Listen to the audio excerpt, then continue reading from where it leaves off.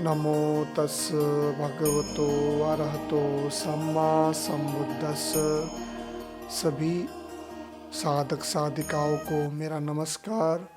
आज हम लोग धर्म चर्चा करते हैं कुछ प्रश्नों के ऊपर जो हमारे साधकों ने प्रश्न किया है। इनका प्रश्न है महायान, हीनयान और जैन धर्म में क्या अंतर है, हमें किसको फॉलो करना चाहिए। सबसे पहले महायान के बारे में चर्चा करते हैं। महायान यानी महान सोच वाला। ये कोई व्यक्ति विशेष या कोई कर्मकांड से महायान शब्द नहीं आया है। महायान आया है महान सोच वाला। जैसे बहुत सारे व्यक्ति सोचता है कि संसार के सभी जीव जंतु के बाद ही मुझे मुक्ति चाहिए। संसार के सारे जीव जंतु पीड़ा में है, कष्ट में है, दृश्य अदृश्य सभी प्राणी। ये संसार के सारे जीव जंतु के मुक्ति के बाद ही मुझे मुक्ति चाहिए, जो ऐसा सोच रखता है वह महायान कहलाता है। महायान यानी महान सोच रखना, सबके प्रति दया, करुणा, मैत्री का भाव रखना। जीव यानी छोटे मोटे मच्छर, चींटी, एकदम छोटे छोटे, इन सब के प्रति भी दया का भाव रखना। और इन सब जीव जंतु के मुक्ति के लिए जो तत्पर मेहनत कर रहा है और जो सभी जीव जंतु के मुक्ति के लिए सम्यक संबुद्ध बनना चाहते हैं। आपने सुना होगा महायान में हमेशा बोधिचित्त ऐसा शब्द आता है। वो इसलिए है कि सभी संसार के व्यक्ति बोधिसत्व है, सभी संसार के बोधिसत्व महायानी है, महान सोच रखता है, सबके मुक्ति के लिए वह मेहनत कर रहा है, इसीलिए बोधिसत्व कहलाता है। तो ये बहुत सारे महायानी ऐसा संकल्प लेकर के चल रहा है कि मुझे संसार के सारे जीव जंतु को मुक्ति दिलाना है, इसीलिए भी अपने आप को बोधिसत्व कहलाता है। गिनती मात्रा में नहीं, छोटे मोटे सारे जीव जंतु। तो जो व्यक्ति सोचता है संसार के सारे व्यक्ति दुख में है, संसार के दृश्य पानी सबको मुक्ति दिलाना चाहिए, वह महान सोच रखने वाला महायानी कहलाता है। तो महायान यानी महान सोच वाला, बड़ा सोच वाला, बड़ा दिल वाला, सबके प्रति दया करुणा का, मैत्री का भाव रखने वाला। उसके बाद फिर आता है हीनयान। तो ये हीनयान शब्द थेरवाद के लिए भी प्रयोग किया जाता है। ये इनका तर्क है कि थेरवाद सिर्फ अपने मुक्ति के लिए ही संकल्प लेते हैं और अपनी मुक्ति के लिए प्रयास करते हैं। हीनयान यानी छोटा सोच वाला, जो अपने मेहनत के लिए ही, अपने निर्वाण के लिए ही ध्यान, साधना, धर्म का अभ्यास कर रहा है, उसे हीनयान कहते हैं। लेकिन ऐसा नहीं है। हीनयान यानी थेरवाद जो बुद्ध के मूल शिक्षाओं को फॉलो करते हैं, उनका भी सोच यही है कि संसार के जितने भी व्यक्ति उन सबको भी ज्ञान मिले, लेकिन उनके भी पुण्य की आवश्यकता होता है ज्ञान लेने के लिए। भगवान बुद्ध के पास बहुत सारे भिक्षु थे, सबको अरहत की प्राप्ति नहीं हुआ, सबको धर्म की प्राप्ति नहीं हुआ, सबको ज्ञान की प्राप्ति नहीं हुआ। उदाहरण स्वरूप आनंद को ले सकते हैं। आनंद कितने करीब था, लेकिन वह निर्वाण को प्राप्ति नहीं कर पाया था। बाद में फिर हुआ भगवान बुद्ध के महापरिनिर्वाण के बाद। ऐसे ही भगवान बुद्ध बहुत सारे नगरों से गुजरे, बहुत सारे शहरों से गुजरे, वहाँ के लोगों को कुछ पता नहीं है। तो मेरे पास ज्ञान है, मैं किसी को देना चाहता हूँ, ज़बरदस्ती नहीं हो सकता है। वह व्यक्ति तैयार होना चाहिए, वह व्यक्ति स्वीकारने की भाव में होना चाहिए, वह व्यक्ति को आवश्यकता होना चाहिए कि मुझे ज्ञान चाहिए, मैं संसार से तृप्त हो चुका हूँ, मुझे ये सब से मेरा मन भर गया है, अब मुझे कोई लगाव नहीं इन सब से। ऐसा चित्त जगना चाहिए। मुझे धर्म जानना है, ध्यान जानना है, ये ध्यान के बाद अगला स्टेप क्या है, इससे क्या होता है, उससे क्या होता है, ऐसा चेष्टा मन में होना चाहिए, ऐसा चेतना, ऐसा भाव मन में जगना चाहिए। तभी हम धर्म बताएंगे तो अगला व्यक्ति सुन पाएगा। ज़बरदस्ती धर्म बताने से भी नहीं सुन सकता है, ऐसा महायानी थेरवादियों का भी तर्क है कि आप किसी को ज़बरदस्ती मुक्ति नहीं दिला सकते हैं। उनके मन में चेष्टा होना चाहिए, उनके मन में इच्छा होना चाहिए, तभी वह मुक्ति पा सकता है। क्योंकि सभी व्यक्ति संसार में अपने आप को ज्ञानी मानता है और अपना जो काम कर रहा है उसे सर्वश्रेष्ठ मानते हैं। कुछ ही लोग धर्म में इच्छा रखता है, कुछ ही लोग को धर्म की आवश्यकता महसूस होता है, तभी उनको धर्म सुनने के बाद ज्ञान प्राप्ति होता है। नहीं तो इतने बुद्ध हुए हैं, उन सब ने कितने वर्षों तक धर्मोपदेश दिया है, लेकिन कितने लोगों को ज्ञान मिला है, गिनती में ही आता है। वो इसीलिए है कि जो जो व्यक्ति ने सुना उनके पुण्य पर निर्भर था, उनके ज्ञान पर निर्भर था, उनके आवश्यकता पर निर्भर था। इसीलिए उनका भी सोच तो अच्छा ही है, लेकिन व्यक्ति की आवश्यकता अनुसार उनको भी मुक्ति मिलेगा, उन सबको भी मोक्ष की प्राप्ति होगा, उन सबको भी ज्ञान मिलेगा, ऐसा तर्क थेरवाद देते हैं। तो जो अपने मुक्ति के लिए ही मेहनत कर रहा है उसे हीनयान कहते हैं, छोटा सोच वाला, अपना सोचने वाला, ऐसा कहते हैं। लेकिन ऐसा नहीं है, उनका भी सोच बड़ा ही है। लेकिन ये तर्क वितरक को समझेंगे तो आप किसी भी यान में नहीं पड़ेंगे, आप सिर्फ बुद्ध यान में चलेंगे। तो ये भाषा को स्पष्ट करने के लिए, अपने जो सोच है, अपने जो भी उलझने उसको दूर करने के लिए, जो ऐसा सोच रखता हो सभी जीव जंतु के मुक्ति के बाद ही मुझे मुक्ति चाहिए, वह महायान कहलाता है। जो अपने की मुक्ति के लिए ही मेहनत कर रहा है वह हीनयान कहलाता है। तो ये सिर्फ शब्द को जानने के लिए है, लेकिन इसको तर्क से और अच्छी तरह समझेंगे तो इसका अर्थ कुछ और ही निकलता है। फिर आता है जन। जन यानी ध्यान होता है। ध्यान शब्द का ही बिगड़ा हुआ रूप ही जन है। ध्यान नहीं कर पाते हैं चाइनीस लोग, फिर ये ध्यान का ही परिवर्तन होते होते ध्यान करते हुए जैन हुआ है। जापान में जो मंक होते हैं उसे जैन मंक कहते हैं। वो जो बुद्ध के उपदेश को फॉलो करते हैं वो जैन कहलाता है। ध्यान यानी होश यानी जगह रहना, तटस्थ भाव में रहना, हमेशा होश में रहना। तो जो जैन मंक होते हैं बहुत ही ध्यान को अपनाते हैं। आपने देखा होगा कंगफू मंक, जो कंगफू इसका अभ्यास करते हैं, उन सबको इसकी आवश्यकता क्यों पड़ा? क्योंकि ये कंगफू खेलने से अपना रक्षा तो शरीर की रक्षा कर सकता है, बाहरी रूप से अपने शरीर की रक्षा कर सकता है, लेकिन मन के अंदर में जो दुश्मन है, राग द्वेष मोह तृष्णा लोभ ईर्ष्या, दूसरे को मारने का पीटने का भाव जो मन में पैदा होता है, अपने आप को ख़त्म करने का भाव पैदा होता है, इससे आपका रक्षा कैसे होगा? और जो भी आप कंगफू में दांव पेच या जो भी आपका टेक्निक है इसको अभ्यास में ला रहे हैं, इसमें शुद्धिकरण कैसे होगा, स्पष्ट रूप से आप कैसे कर पाएंगे? इन सब के लिए ही इन लोगों ने ये ध्यान को अपनाया। ध्यान का अभ्यास करने से चित्त शुद्धि होगा, मन में कोई द्वेष का भाव नहीं जाएगा, मन में कोई किसी के प्रति द्वेष का भाव नहीं जाएगा, मन में ईर्ष्या भी नहीं होगा, लोभ भी नहीं होगा, एकदम आंतरिक शुद्धि होगा। और इसका अभ्यास करते करते शरीर की रक्षा और अपने गांव की रक्षा, विहारों की रक्षा करने में सफल होंगे। तभी ये लोग ने अपनाया। एक समय ऐसा हुआ था कि गांव में बहुत सारे आतंककारी या दूसरे राजा अटैक कर देते थे, गांव को पूरा लूट लेते थे। बहुत सारे जंगल के लोग आकर के गांव को लूट करके उनके खाद्य पदार्थों को लेके जाते थे। फिर ऐसा जगह जगह पर कंगफू सिखाना शुरू किया कि गांव की रक्षा कर सके।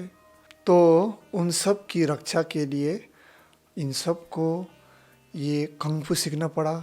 कंगफू सीख करके फिर समय परिवर्तन हुआ। समय के परिवर्तन के साथ साथ अब ये मार पीट हिंसा आदि से आदमी एक न एक दिन उब ही जाता है। फिर अपना मन को शुद्ध करने के लिए, अपने आप को और श्रेष्ठ धर्म में आगे बढ़ाने के लिए ये ध्यान का अभ्यास करना शुरू किया।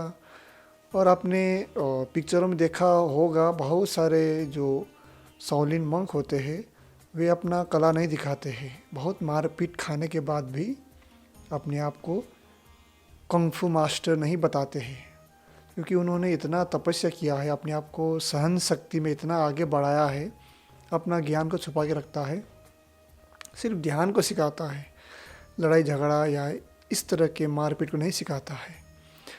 तो ये ध्यान ही उन लोगों को बहुत ही सुख शांति पहुंचाया, इसीलिए उन लोगों ने अपनाया। फिर ये आगे आगे पहुंच करके जापान, कोरिया और बहुत सारे स्थानों में गया। वहाँ के साधकों ने वहाँ अपना करके फिर इसको बहुत ही आगे बढ़ाया। तब ये ध्यान ध्यान ध्यान शब्द ही जन हुआ है। तो इन सब यानों को समझना है, इन सब के विचारधाराओं को, मान्यताओं को, इन सब के ध्यान विधि को अपनाना है, जिससे हम लोग इस संसार से पार हो सके।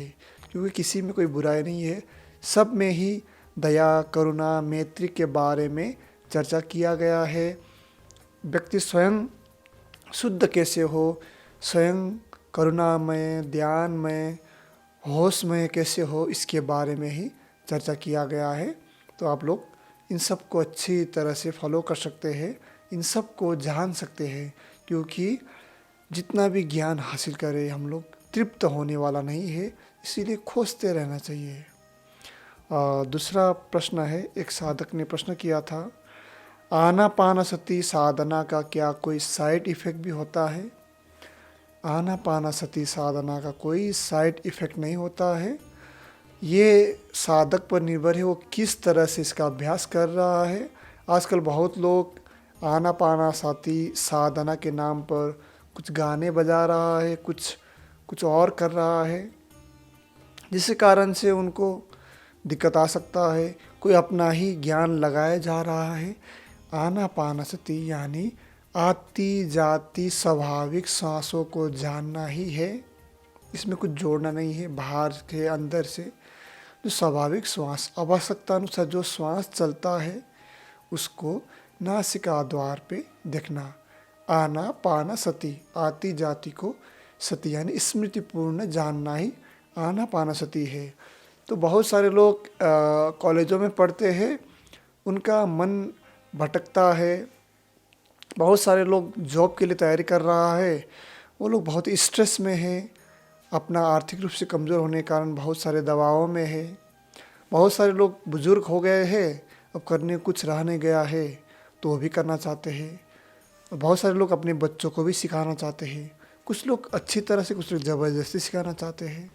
अलग अलग स्टेज के लोग हैं। तो ये प्राइमरी लेवल, मोंटेसरी लेवल, फिर ये स्कूल लेवल, फिर यूनिवर्सिटी लेवल, फिर पीएचडी लेवल, अलग अलग स्टेज है। अलग अलग तरीके से इसका अभ्यास करके आप अपने आप को शुद्ध कर सकते हैं। जैसे प्राइमरी लेवल, चित्त को एकाग्र करने के लिए, एक जगह पर तटस्थ रखने के लिए आती जाती सांसों को जानेंगे तो बहुत ही अच्छा होगा। इससे बहुत सारे लोगों को लाभ हुआ है। ये चित्त को एकाग्र करने के लिए, समता में लाने के लिए आनापानसति साधना का अभ्यास किया जाता है। फिर इसको जोड़ करके ही विपस्सना साधना का भी अभ्यास किया जाता है। ये बहुत ही बेसिक है, प्राइमरी लेवल है ध्यान साधना का। इसको शुद्ध रूप से कीजिए। और इस चैनल में बहुत ही विधिवत आनापानसति साधना को एक एक स्टेप बाय स्टेप करने के लिए बताया गया है, उसको फॉलो कीजिए। या कोई ध्यान केंद्र में जा कर के, विपस्सना सेंटर में जा कर के इसका अभ्यास कीजिए, या कोई विहारों में जा कर के स्टेप बाय स्टेप ध्यान सीखिए। कोई साइड इफ़ेक्ट नहीं होगा। आपके मांग, आपके सोच, आपके मानसिकता के अनुसार आप अगर उल्टा पुल्टा कुछ करेंगे तो तभी ये इसका दुष्परिणाम हो सकता है, नहीं तो इसका कोई साइड इफ़ेक्ट नहीं है। अगला है, एक साधक कहता है कि मेरा संकल्प बार बार टूट जाता है, मैं कुछ ना करने को ठानता हूँ लेकिन मुझसे बार बार वो गलतियाँ हो जाता है। ज़िंदगी में समय के साथ साथ, उम्र बढ़ने के साथ साथ बहुत सारे समस्याएं आता है। दुख भी आता है, सुख भी आता है। सुख में हम लोग इतने प्रसन्नचित्त रहते हैं, हम लोगों को याद नहीं रहता है, होश नहीं रहता है कि सुख कब आया कब गया। दुख इतना दुखदायी होता है, इसमें भी होश नहीं रहता है। इसमें हम लोग सिर्फ भोगते हैं, कब चला जाए कब चला जाए, ऐसे रहते हैं। तो ऐसा स्वभाव होने कारण दुख को हम लोग समझ नहीं पाते हैं और अपने दुख के अनुभव और संकल्प टूट जाने के कारण हम लोग बहुत पीड़ित होते हैं। संकल्प लेते हैं तो टूटता तो है ही है।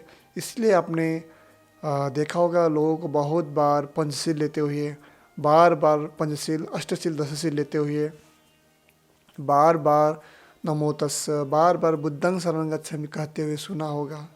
क्यों कहते हैं? क्योंकि एक बार कहने से नहीं होगा। आपने खाना खाया होगा, एक बार खाया है, फिर भूख लगा, फिर 2 बार खाया है, कल भी खाया, परसों भी खाया, आज भी खा रहे हैं, कल भी खाएंगे।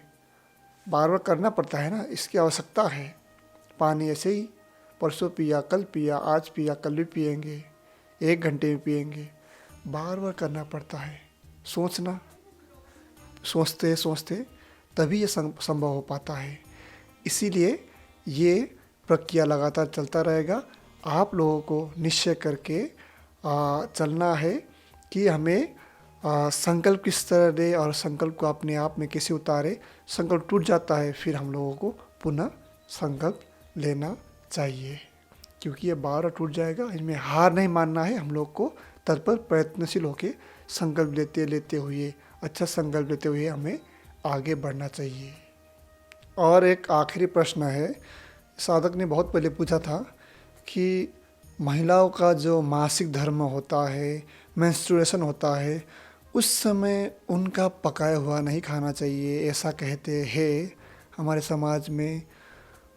ऐसा पूछ रहा था, तो इसके जवाब में उनको ये कहना चाहता हूँ, एक समय में था कि मंदिर बहुत दूर होता था और जब ये मासिक धर्म शुरू होता है महिलाओं का, तो खून जो निकलता है जगह पर, रास्तों पर गिर जाएगा। तो मंदिर बहुत दूर होने के कारण, जंगल के अंदर होने के कारण अगर जाएंगे तो कोई जानवर उस पर हमला कर देगा, अटैक कर देगा, उसको मार देगा, क्योंकि जानवर बहुत होते थे उस समय में, प्राचीन समय में। तो इसीलिए ऐसे समय में नहीं जाने के लिए, उनको घर पे रहने के लिए कहते थे। और उस समय ये जो पैड होता था, उनको सोखने के लिए, खून को रोकने के लिए अनेक जो आजकल उपलब्ध है सुविधाएं, वो नहीं होता था। तो उस समय उनको जाने के लिए रोक देता था। और मंदिर दूर होने के कारण और खून को सुरक्षित एक जगह पर रखने के लिए वो पैड नहीं होता था, और जगह जगह पर गिरने से गंदगियाँ फैलता था। ऐसा व्यवस्था ना होने के कारण उनको रोक दिया जाता था। लेकिन आज सुविधाएं है, आज मंदिर बहुत दूर नहीं है, आज सुरक्षित है, आज हम लोग के पास बहुत सारी व्यवस्थाएं है। आज उस मासिक धर्म को एक स्थान पर इकट्ठा करने के लिए पैड है। तो कोई ऐसे पाबंदियाँ ऐसे वो नहीं करना चाहिए, क्योंकि इस नियम को पालन करने के कारण शुरू में तो सही शुद्ध रूप से बनाया गया था, लेकिन ये ज़्यादा ज्ञानी लोग आने के कारण इनमें अनेक परिवर्तन करते हैं। फिर महिलाओं को बहुत चीज़ों से रोका गया, प्रतिबंध किया गया, उनको एक कोठरी में बंद करके रखा गया। ऐसा अनेक भेदभाव करना शुरू किया, जिसके कारण महिलाओं को बहुत दुख और पीड़ा सहना पड़ा। ऐसा नहीं करना चाहिए। आज बहुत सारे सुविधाएं हैं, ये रोक रहते हुए भी, ये मासिक धर्म रहते हुए भी उन लोग बहुत कुछ कर सकते हैं। इसीलिए उन सबको ऐसे मौका देना चाहिए, ऐसे अवस्था में उनका साथ देना चाहिए। रोगी कोई हो तो उनको साथ देना चाहिए, उनका सेवा करना चाहिए, उनको आगे बढ़ने के लिए हौसला देना चाहिए। क्योंकि घर के सारे काम और परिवार का पालन पोषण, घर की पूरी जिम्मेदारी, आज तो पूरे समाज की जिम्मेदारी, अपने परिवार का जिम्मेदारी सब महिलाओं पर ही निर्भर है, महिला ही सभी सारे जिम्मेदारी उठाते हैं। और महिलाओं का भी बहुत बड़ा योगदान है समाज में, महिलाओं का भी बहुत बड़ा योगदान है धर्म में, इसलिए उनको ऐसे मौके पर साथ देना चाहिए। जितने भी कुरीतियाँ बना है इसको लेकर के, इस विषय को लेकर के, आप सबने सुना होगा जो कोर्ट में केस चल रहा है, आज भी बहुत सारे मंदिरों में जाने का प्रतिबंध है, ये सारे हटना चाहिए। और शुद्ध रूप से महिलाओं को भी आगे बढ़ने के लिए, उनके रोग का निवारण के लिए इन सब को समझते हुए उन सबको भी खुला मौका देना चाहिए, क्योंकि आज बहुत सारी सुविधाएं हम लोगों के पास है। तो ये सारे जो नियम कानून बने हैं कुछ लोगों ने अपने फ़ायदे के लिए बनाया है, एक दृष्टिकोण से देखा जाए तो ये भी है। तो सारे बातों को समझ करके हमें आगे बढ़ना चाहिए। तो आज के प्रश्न उत्तर में इतना ही था। आप सबके मन में भी बहुत सारे प्रश्न या बहुत सारे उत्तर होगा, ये कमेंट बॉक्स में अवश्य ही कमेंट करके मुझे बताइए या पूछे। आप सबका जीवन अच्छा हो, आप सब धर्म में ऐसे आगे बढ़े, यही मेरा आपके प्रति सद्भावना है। सब पापस्य करणं कुशलस्य उपसंपदा सचित्त परियोदपनं एतं बुद्धान शासनं। साधु साधु साधु।